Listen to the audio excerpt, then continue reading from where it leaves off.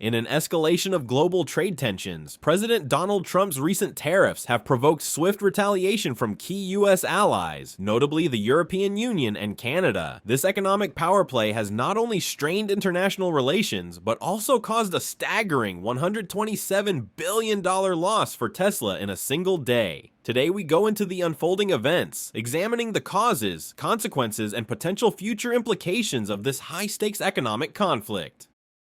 The genesis of the trade war.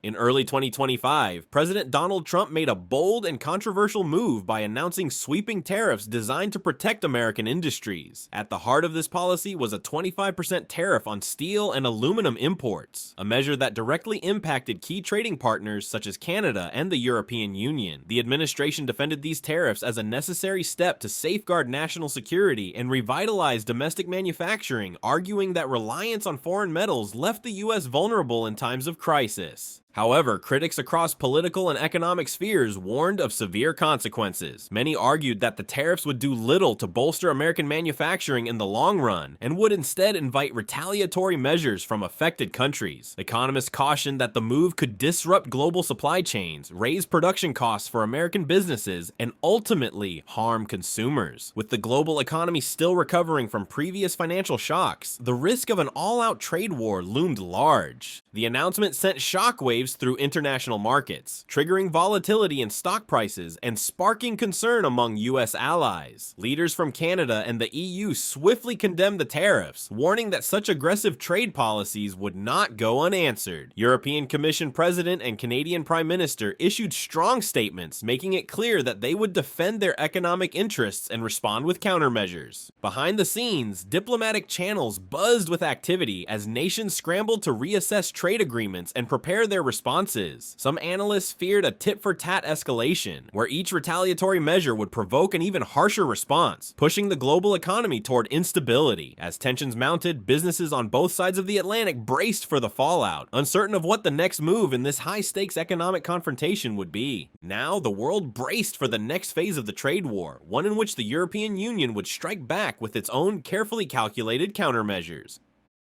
Retaliation from the European Union.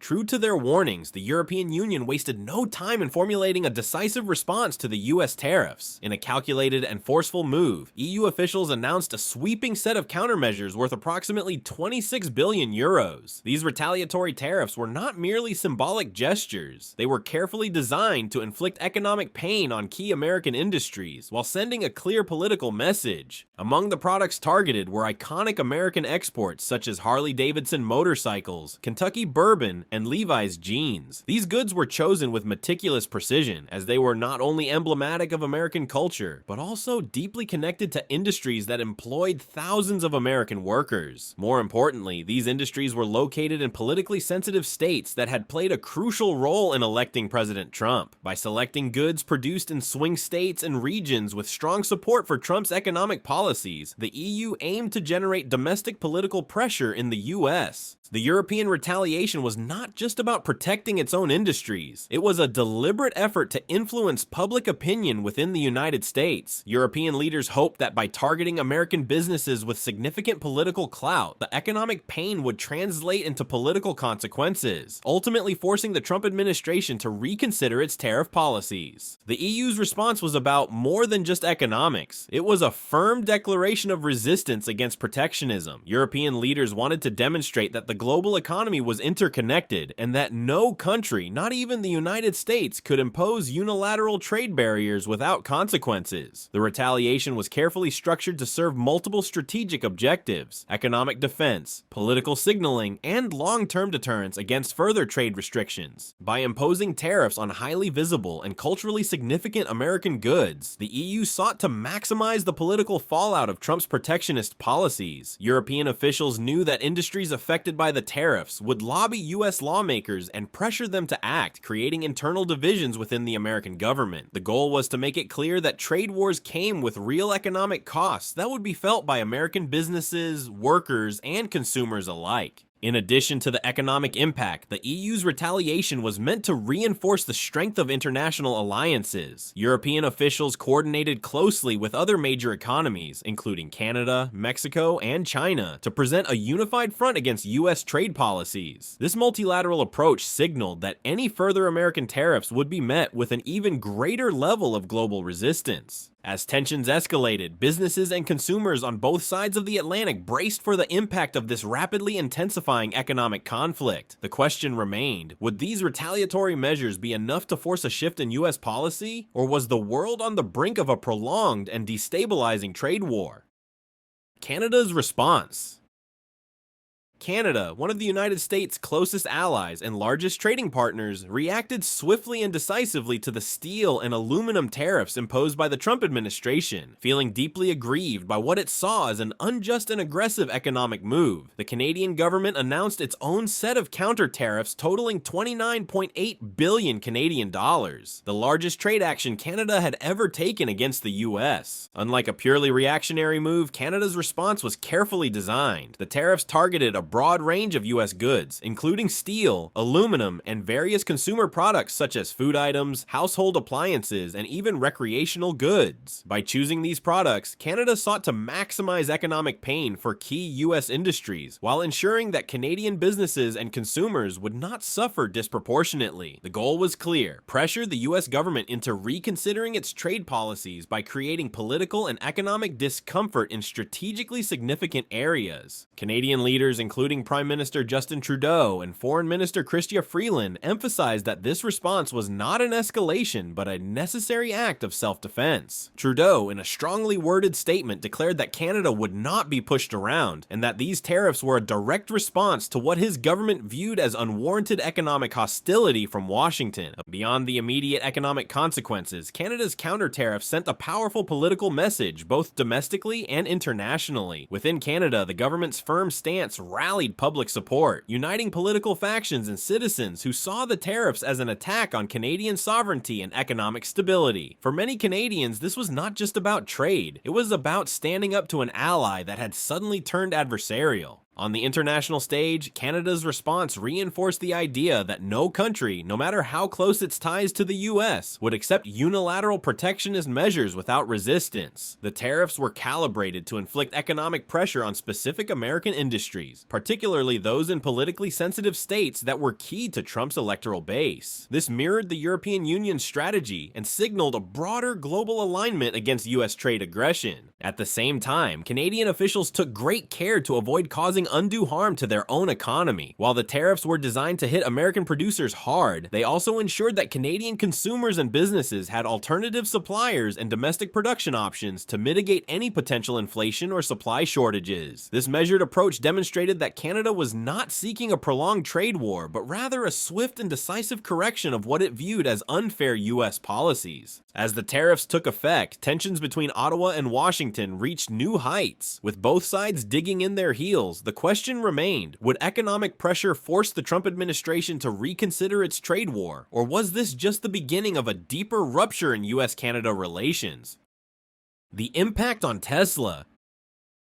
The escalating trade war sent shockwaves through global markets, rattling investors and driving uncertainty across multiple industries. Among the most affected was Tesla, a company that had long been at the center of innovation but was now caught in the crossfire of economic conflict. As news of retaliatory tariffs and increasing trade restrictions spread, Tesla's stock plummeted by over 15% in a single day, wiping out approximately $127 billion in market value. The sheer magnitude of this decline underscored how deeply the trade war had unsettled financial markets, leaving even industry giants vulnerable to economic turbulence. For Tesla, the impact was immediate and far-reaching. The company's heavy reliance on international supply chains meant that new tariffs significantly increased production costs, squeezing profit margins at a time when the company was already striving to maintain financial stability. With higher costs for crucial raw materials, Tesla faced tough decisions on whether to absorb the financial strain or pass it on to consumers in the form of higher prices, an option that risked damaging its competitive edge. Beyond rising production costs, Tesla faced mounting challenges in its global sales. In key markets like China and Europe, consumer sentiment toward American products took a sharp downturn, fueled by nationalistic buying patterns and political backlash. Previously enthusiastic buyers were now looking to domestic alternatives, further exacerbating Tesla's struggles abroad. A slump in international sales added to growing investor concerns, prompting widespread sell-offs that deepened the stock's decline. Meanwhile, the broader uncertainty surrounding the trade war led to a shift in market behavior, with investors growing increasingly risk-averse. Companies that relied on international trade, particularly those in the technology and automotive sectors, were viewed as high-risk investments, leading many shareholders to offload Tesla stocks in favor of safer assets. As the sell-off intensified, Tesla found itself caught in a downward spiral, with no immediate resolution in sight.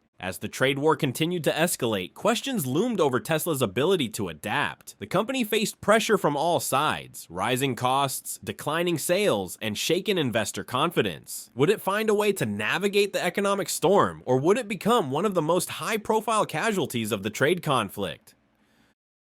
Broader economic ramifications.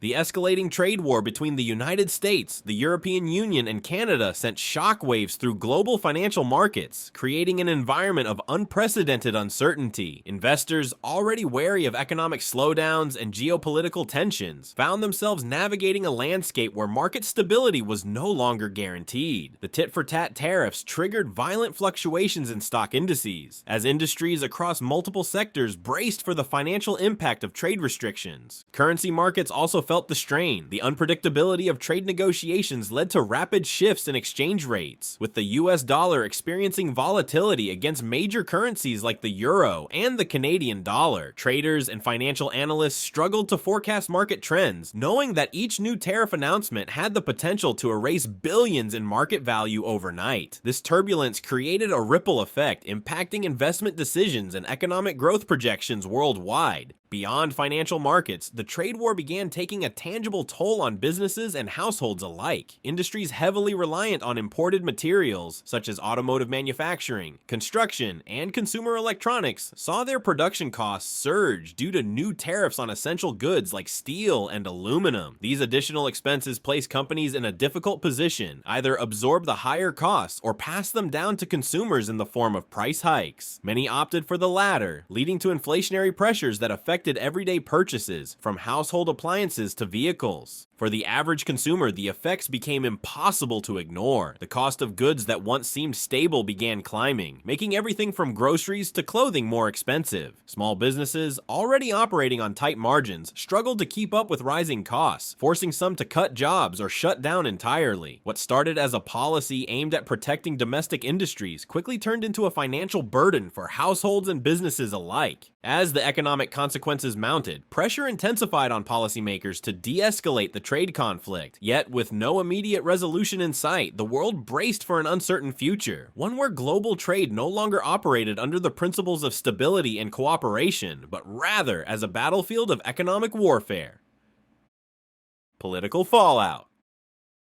The Trump administration's aggressive tariff policies ignited a fierce debate within the United States, exposing deep divisions among lawmakers, business leaders, and the public. Supporters of the tariffs argued that they were a necessary step toward protecting American industries and reducing dependence on foreign imports. They saw the move as a long overdue correction to unfair trade practices, particularly with regard to steel and aluminum production, which had suffered from cheap imports flooding the U.S. market. For this group, the tariffs were framed as a bold assertion of economic sovereignty, reinforcing the administration's America First agenda. However, opposition to the tariffs was equally vocal. Critics, including leading economists and representatives from affected industries, warned that these measures would do more harm than good, particularly for businesses that relied on international supply chains. Manufacturers, automakers, and technology companies found themselves grappling with rising costs, forcing some to consider moving operations overseas to circumvent the tariffs altogether. together. Lawmakers from both parties expressed concern that alienating key allies like Canada and the EU could have long-term diplomatic and economic repercussions, weakening U.S. influence on the global stage. As economic instability deepened and American businesses faced growing financial strain, the tariffs became a major political flashpoint. Protests erupted in industrial regions where once hopeful workers realized that the policy meant higher prices and job insecurity rather than economic revitalization. With midterm elections looming, political candidates were forced to take a stand on the issue, turning trade policy into one of the defining debates of the era. Beyond domestic controversy, the tariffs inflicted significant damage on U.S. relations with its closest allies. The European Union and Canada, historically strong trading partners, felt blindsided by what they perceived as an act of economic aggression. Diplomats across Europe and North America questioned whether the United States could still be trusted as a reliable trade partner, prompting urgent discussions about reshaping global trade alliances to reduce dependence on U.S. markets. In response, the EU accelerated talks on strengthening intra-regional trade agreements, reinforcing economic ties between European nations, and seeking alternative supply chains outside the US-Canada. Similarly, pursued closer economic cooperation with partners in Asia and Latin America, recognizing the need to diversify trade relationships to protect against future US policy shifts. These moves signaled a potential realignment in global trade, where longtime allies sought to insulate themselves from American unpredictability. As international tensions simmered, previously unshakable alliances faced their most serious test in decades. Once bound together by mutual economic interests, the US and its allies now found themselves at a crossroads, forced to decide whether trade conflicts were temporary setbacks or a permanent shift in global economic power dynamics.